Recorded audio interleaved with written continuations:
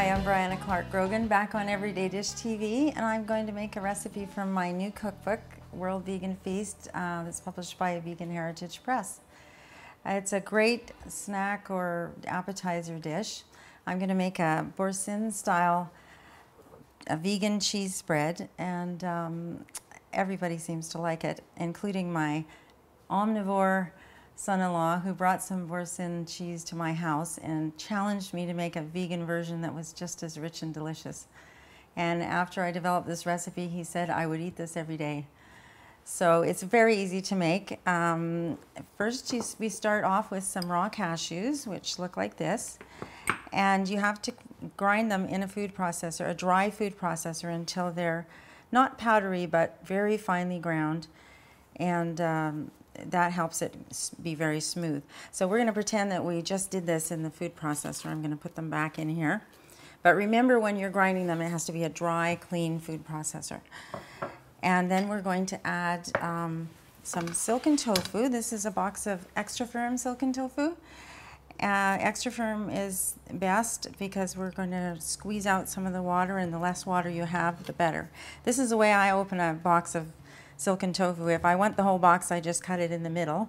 If I want part of it, I cut it wherever. It's about 1.5 cups in here, so you can divide it into thirds, and you know where 1/2 cup is. But anyway, we're using the whole thing. So just use a bread knife and cut it in half. And then we're going to crumble it into a bowl lined with some, this is just a cotton tea towel, an unbleached cotton tea towel, or you could use extra fine cheesecloth, several layers of it. And we're just going to gather up the ends. You can do this over the sink if you like. And we're going to crumble it a bit inside. And then we're going to squeeze it until, see all the water coming out of there? We're going to squeeze it until we have no more water dripping from it. Now this takes 3 or 4 minutes, so we're not going to do the whole thing, but that's the general idea. Just keep doing that until you don't get drips of water anymore.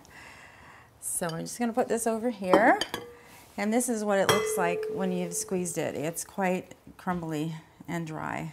Well, not dry, but drier than it was. So we're going to add that to the ground cashews. The cashews really add a lot of richness and some of that buttery flavor that we're after. But I'm also going to add some earth balance. This isn't a low-fat spread, but it is lower in fat and saturated fat than the original recipe, so it's better for you. So we're just going to break that into a few pieces, and you want to use cold earth balance. Don't let it come to room temperature, because when you're grinding it, it kind of warms it up, and you don't want it to be too soupy. Okay, and then we add 2 tablespoons of fresh lemon juice, and that's really important because the flavor is much better. If you absolutely can't use fresh lemon juice, use a good bottled organic version, because it tastes better than the supermarket version. Okay, just put that in, and then we're going to use a little salt, a little sea salt, which seems to be stuck. Okay, and just a tiny bit of light colored miso, which adds a tiny bit of fermented taste. We don't want too much, but just a little bit. And then we're going to blend that until it's really smooth. Did I do that properly? Okay. We'll pulse it for a couple of pulses, and then we'll just let it go on. So it has to go until it's very smooth. Okay, we'll check it now. Take the lid off. You may have to do it a little longer. You want it to be very, very smooth. There might be little pieces of cashew that you can see in there, but they should be very small. It should look very smooth and silky. I think that's pretty good. So we are going to add our flavorings now.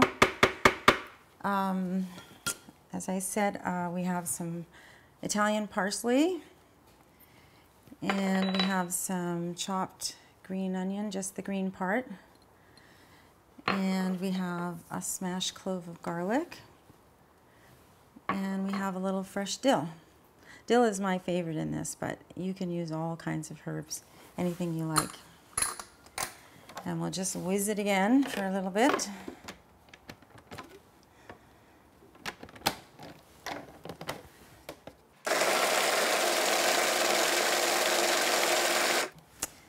That's all it takes to incorporate the herbs. Oops.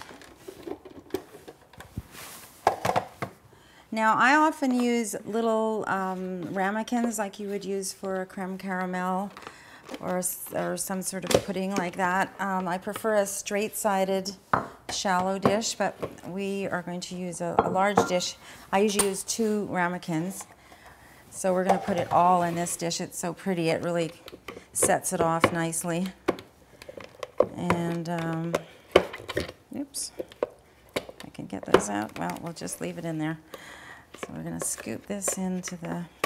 It's quite soft, as you can see now, and it has to be refrigerated. And so the earth balance and the silken tofu are going to solidify it so that it's spreadable, but it's quite firm. So just scoop it out. There we go. And we'll smooth it out. And oops, I'm messing up the sides of the bowl. You can wipe that off with a little cloth. And then you can refrigerate it for at least an hour, probably a couple of hours, and then you can decorate it with some herbs, and then you can serve it. So we have one that we've made before, all ready to go.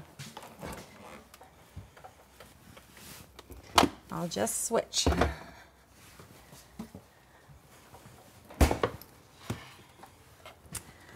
So there you have it, all ready, and we have some nice whole wheat Italian bread to try it on. So I'm going to just put a little bit on a piece of bread. You can see how smooth it is and how nicely it spreads. Looks just like the original. And there you go. I'm going to take a bite. I could eat this all day too.